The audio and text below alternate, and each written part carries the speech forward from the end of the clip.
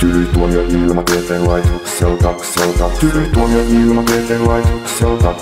Tylytuomio ilmatieteen laitokselta. Tylytuomio ilmatieteen laitokselta. Sateinen sää jatkuu ilmatieteen laitoksen kesänä 2012 tekemän ennusteen mukaan Suomi kuuluu myös kuluvalla viikolla matalapaineen alueeseen. Sadetta tai sade- ja ukkoskuuroja esiintyy lähes koko maassa. 5 vuorokauden sademäärän ennustetaan olevan yleisesti helvetin monta milliä. Päivän lämpötilat ovat poutasäässä noin 20 asteessa. Sateessa lämpötila on 15 asteen tuntumassa. Sadetta on luvassa koko maahan, sillä matalapaineen alueet pyörivät Suomen yllä. Kesä 2012 ja sateinen sää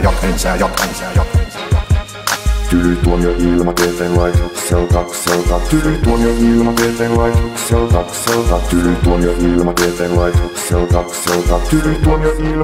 Tylytuomio ilmatieteen laitokselta. Sateinen sää jatkuu ilmatieteen laitoksen kesänä 2012 tekemän ennusteen mukaan Suomi kuuluu myös kuluvalla viikolla matalapaineen alueeseen. Sadetta tai sade- ja ukkoskuuroja esiintyy lähes koko maassa. 5 vuorokauden sademäärän ennustetaan olevan yleisesti helvetin monta milliä. Päivän lämpötilat ovat poutasäässä noin 20 asteessa. Sateessa lämpötila on 15 asteen tuntumassa. Sadetta on luvassa koko maahan, sillä matalapaineen alueet pyörivät Suomen yllä.